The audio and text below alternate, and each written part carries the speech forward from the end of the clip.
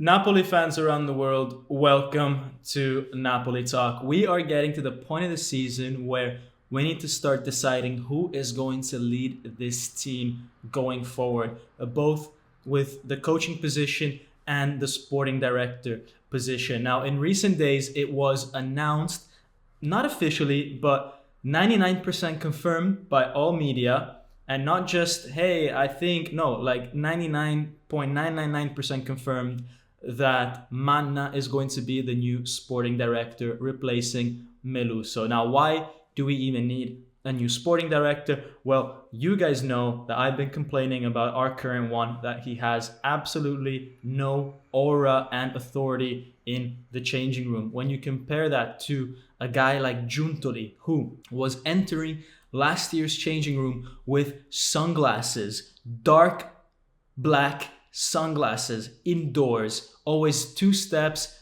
behind Spalletti, ready to rip into players just by his stare, which you don't even see behind the sunglasses, then you know that you've lost a lot of charisma in that team. And whenever it was announced that he would go to Juventus, or when it was smelt in the air, you guys get what I mean, that he was going to Juventus, which was literally after the last international break, then that's when things started to go downhill with Napoli, starting from the defeats to Milan back in the end of March last season.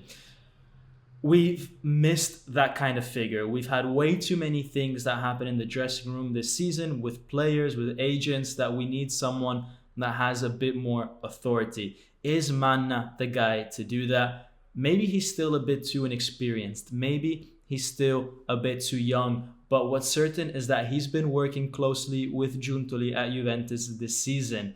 Why is that? Because he's been doing an extremely good job at the Juve Next Gen project, where Serie A teams a few seasons ago were finally able to field B teams in the Serie C. Now, that is hugely important because instead of sending players off to random clubs, you have them in-house. They train with the first team and then they go and play the Serie C against real men, tough guys in their late 20s, early 30s. They build the necessary experience to play tough matches. And then if the A team needs someone for an emergency situation, or just because they want to see how a player is, then they can pluck him out of the B team and let him play first team football. Juventus last season had 20 B team players that made an appearance for them. That is a huge number. And they didn't just do that out of charity. They did that because they saw potential in these guys. And Allegri is not the type of coach that just puts a youngster for no reason. If he's putting on these youngsters, it's because he feels that they've done a good job. And that's all thanks to Manna, who is the guy that is leading or directing the Juve Next Generation project. He is picking these players, he is molding them, he is making sure they understand what it means to play for a team at the top level.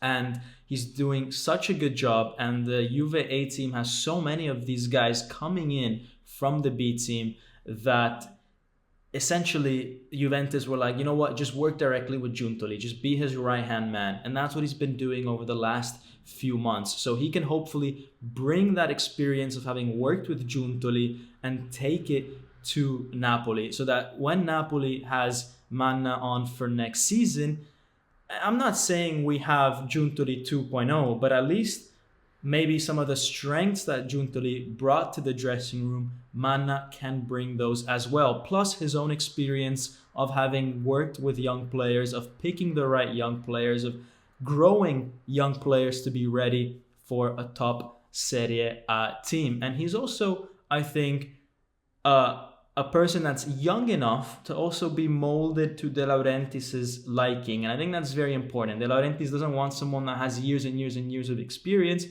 He wants someone that's qualified, that has determination, but also young enough that if he needs to tweak someone 10, 15%, he's able to do that. I think Manna did an extremely good job at Juventus. Let's not judge his performances in terms of where the B team is in the standings. That's not so relevant. Again, that's a team that gets players poached every single week. It's hard to build any kind of momentum, but you can see how his influence has been on that team. For example, when they started the season, they were really bad. And then at Christmas, they had a huge jump up. That's because it takes 2-3 months for youngsters that maybe come from the Primavera, that maybe come from foreign countries like Brazil, Argentina, all that, to get used to Italian football. But then you see that he picked the right players and he's able to grow them, because once they've settled in for 2-3 months, they show what they're worth, and even in the A team. Right, so that's the sporting director side of things.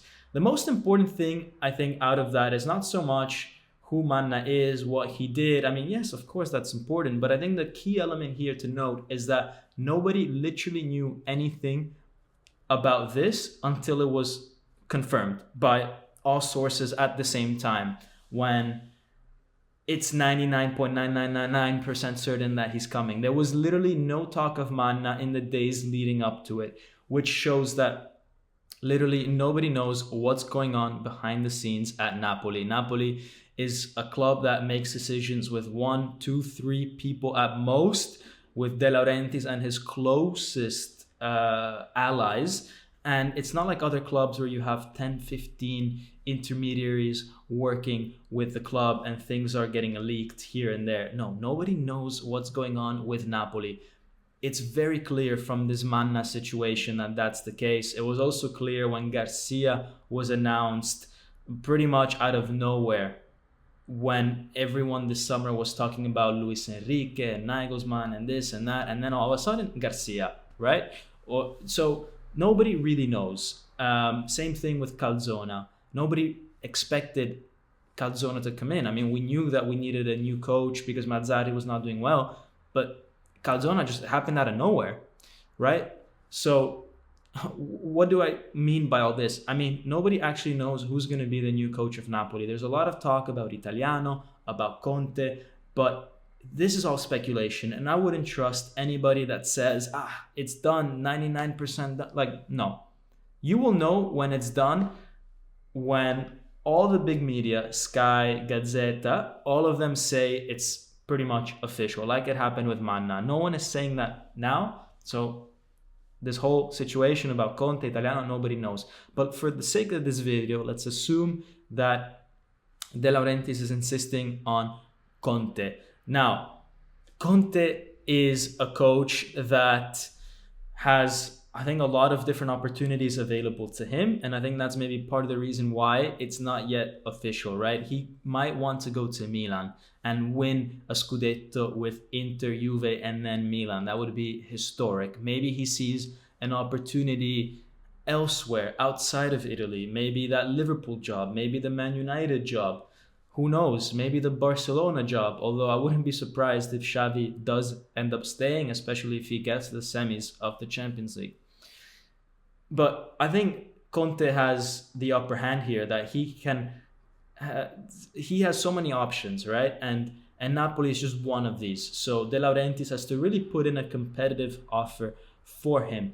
Now, Conte has been earning a lot of money in his recent jobs. He earned £15 million at Spurs, £13 million at Inter, £9 million at Chelsea. Napoli has at most paid a coach €6 million with Ancelotti, and that didn't go well. And De Laurentiis was not happy with having to pay that amount of money when he sacked Ancelotti. Just pay $6 million for him to do nothing for the rest of the year. Is he going to repeat something like that? And by the way, you have to offer more than 6, probably at least 8 to get Conte. Is he going to push himself that much? Well, maybe he is, because this season we realized just how important having the right coach is. And if you pick the wrong coach, you're in trouble. That's not to say that, you need someone that earns 10 million to make this team work. There are other coaches out there, maybe that earn way less, that could still have a positive impact on this team, but Conte does bring a level of guarantee, that I think Napoli needs. I mean, I do honestly think that even if we change formation and all that, all the things that are required for Conte to work, once we do that, I think Conte will bring success to Napoli if he comes here, because that is his record, that is his personality, that is his aura. Now, the problem is that Conte will want the entire club to be molded around him. That's from the chef to the players coming in, because he is not just a coach. He is not like, for example, Spalletti or Sarri, that they just operate with the players that are at their disposal. No, Conte is the type of guy who demands certain players from the market. He wants to put in his chefs in the kitchen, and he, on average, over the last 9 seasons, the clubs that he's at have spent net, so after all the sales, they have spent 62 million euros every season on average, net spend. Along with that comes all the extra salaries that you need to spend. You're out there buying elite players who have elite salaries. But you also have to consider that Napoli's salary cap that we've put in recent years, which is why we let go of Insigne and Mertens and Koulibaly, like that will go out of the window with Conte if he wants to bring in the players that he wants to bring in. And I'm sure he wouldn't sign for Napoli unless he has guarantees that we bring in elite level players. Guys, what do you think about this situation? I give it a 50% chance happening. Let me know in the comments what you think of Manna, what you think of Conte. Who do you think should be our coach? What would you put in ideally? And subscribe and like this video if you haven't already. Smash those buttons, guys. And I appreciate you if you watched it till the end. And as always, guys, see you for the next one, and Forza Napoli sempre. Ciao.